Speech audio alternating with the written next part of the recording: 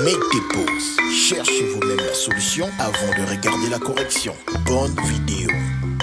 Pour l'exercice 142, on nous dit la suite UN définie pour tout petit n appartenant à grand N par UN égale à 3n plus 2 sur n plus 1 est croissante, décroissante, majorée, minorée. Donc, on comprend que on nous demande de dire si la suite UN est croissante ou décroissante ou majorée ou minorée par 3. Donc, ça nous fait deux questions auxquelles nous devons répondre. Pour la première question, donc, il faut se rappeler que si la différence UN plus 1 moins UN est strictement positive, on peut conclure que la suite UN est croissante. Et que si cette différence elle est strictement négative, on peut conclure que la suite UN est strictement décroissante. Si cette différence égale à 0, on peut conclure que la suite UN est constante. Donc ici, on a besoin de connaître UN plus 1 pour pouvoir calculer UN plus 1 moins UN. Pour trouver UN plus 1, dans UN, à tous les N, on leur ajoute un plus 1. Donc là, j'ai réécrit UN et à tous les N, je rajoute un plus 1. Une fois le plus 1 rajouté à tous les N, il ne faut surtout pas oublier de mettre les parenthèses quand c'est utile. Et s'il y a un 3 qui multiplie N, si je rajoute un plus 1, le 3 il doit multiplier le N plus 1. Donc les deux. Pour pouvoir dire que le 3 multiplie le N et le 1, il faut des parenthèses. Donc ici, je mets des parenthèses. Ici, je pourrais aussi mettre des parenthèses, mais comme il n'y a pas de nombre qui multiplie, ces parenthèses sont facultatives. Soit vous les mettez, soit vous les mettez pas, c'est pas grave. Par contre, ici, il faut à tout prix mettre les parenthèses. Ensuite, on va simplifier l'écriture de UN plus 1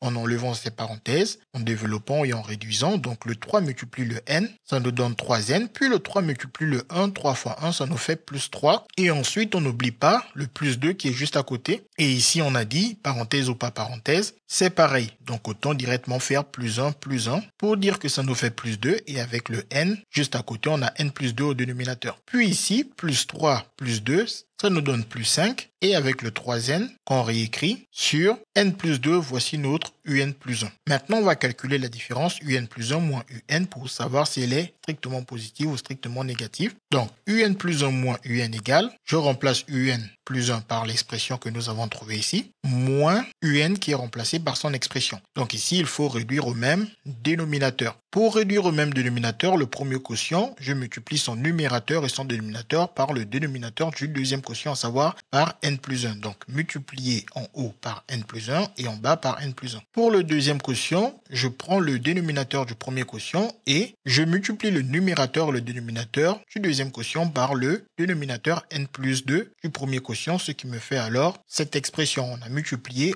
au numérateur et au dénominateur par n plus 2. Puis je développe uniquement les numérateurs. Cela ne me sert à rien du tout de développer les dénominateurs, surtout que ça va plutôt me compliquer les calculs étant donné que moi je cherche un signe. Avec cette forme factorisée, je vois clairement que le dénominateur est positif étant donné que n est positif, plus 2 ça reste positif, n positif plus 1 ça reste positif, donc produit du dénominateur positif c'est positif, le dénominateur est évidemment positif. Donc ne surtout pas développer, même si effectivement on n'aura que des sommes de nombres positifs, on pourra dire que c'est positif, mais ça va nous perdre un temps fou de calculs inutiles qui vont strictement nous servir à rien. Donc développons uniquement les numérateurs. Ici le 3n multiplie le n, ça nous fait 3n carré, puis le 3n multiplie le plus 1, ça nous fait plus 3n, puis le plus 5 multiplie le n, ça nous fait plus 5n, puis le plus 5 multiplie le plus 1, ça nous fait plus 5. Ici pareil, le 3n multiplie le n, ça nous fait 3n puissance 2, puis le 3n multiplie le plus 2, ça nous fait plus 6n, puis le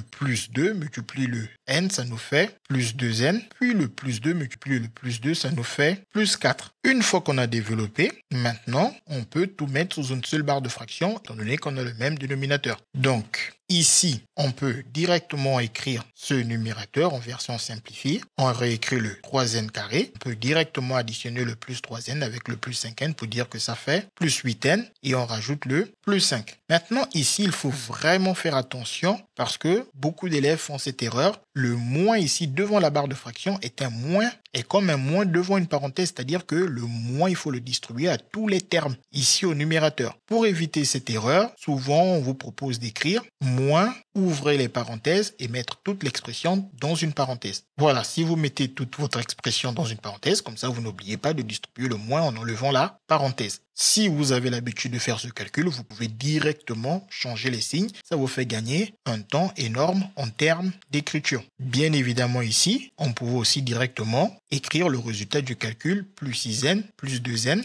et dire que ça donne plus 8n. Puis, on enlève les parenthèses, donc le moins change tous les signes, ce qui nous donne moins 3n puissance 2, moins 8n, moins 4. Puis on réduit l'expression, on a 3n puissance 2, moins 3n puissance 2, les deux termes s'en vont. On a plus 8n, moins 8n, les deux termes s'en vont. Puis il nous reste plus 5, moins 4, ce qui nous donne 1 sur n plus 1, facteur de n plus 2. Donc voilà ce que donne la différence un plus 1 moins un. Et ici, il est facile de voir que tout est positif. Nous faisons des additions, des produits, des quotients de nombres positifs. Donc toute cette expression, elle est positive par produit, par quotient et règle de signe. Donc, comme elle est positive, on dit qu'elle est strictement plus grande que 0. Et comme on a vu précédemment, si la différence est strictement plus grande que 0, alors on conclut que la suite, elle est strictement croissante. Ce qui implique que la suite UN est strictement croissante. Parmi les réponses proposées, on a déjà la réponse A qui est une bonne réponse. Donc, pour la pseudo-question 2 que nous-mêmes nous avons définie, si la différence UN moins un nombre A positif, on peut dire que le nombre A est un minorant de la suite UN. Étant donné que si la différence elle est positive, on peut passer le A, le moins A de l'autre côté, ça nous donne A, ça donne bien UN supérieur ou égal à A. Donc A est un minorant de UN. De même, si la différence UN moins A, elle est négative, c'est-à-dire qu'en faisant passer le moins A de l'autre côté, on a UN inférieur ou égal à A, alors on peut dire que la suite UN est majorée par A. Donc, pour savoir si un nombre est un minorant ou un majorant d'une suite, il faut connaître le signe de la différence du terme général de cette suite et de ce nombre. Donc ici, nous allons chercher le signe de la différence UN-3. Si cette différence elle est positive, alors 3 sera un minorant de la suite. Si cette différence elle est négative, alors 3 sera un majorant de la suite. On remplace alors UN par son expression et on laisse le 3 tel quel. Ensuite, pour réduire au même dénominateur, le 3 est divisé par le dénominateur n plus 1 et multiplié par ce même dénominateur n plus 1. Puis ici, on distribue le 3. 3 fois n, ça donne 3n. 3 fois plus 1, ça donne plus 3 sur n plus 1. Et comme on a le même dénominateur, on peut donc mettre une seule barre de fraction. On réécrit le même numérateur pour le premier et le moins ici va changer tous les signes. Donc, moins 3n et moins 3. Puis on effectue les calculs. 3n moins 3n, les deux termes s'en vont, il reste plus 2 moins 3. Qui donne moins 1 sur n plus 1. Donc, un moins 3, voici ce que ça nous donne. Et maintenant ici, le dénominateur est positif car n est positif, 1 est positif, la somme de deux nombres positifs, ça donne un résultat positif. Moins 1 est négatif, donc on a du négatif divisé par du positif, règle de signe. Le quotient est donc négatif, c'est-à-dire strictement plus petit que 0, ou même inférieur ou égal à 0, car tout ce qui est strictement plus petit que 0 est inférieur ou égal à 0. En utilisant le résultat ici, qui dit que si la différence elle est inférieure ou égale à 0, alors le nombre est un majorant de la suite UN. On conclut que la suite UN est majorée par 3. Et en revenant dans les réponses qui nous sont posées, on voit que la bonne réponse est la réponse C. CQFD, ce qu'il fallait découvrir. Les mathématiques, ce n'est pas juste la mémorisation de l'application de cours. Ça nous aide à comprendre le monde qui nous entoure et à prendre des décisions.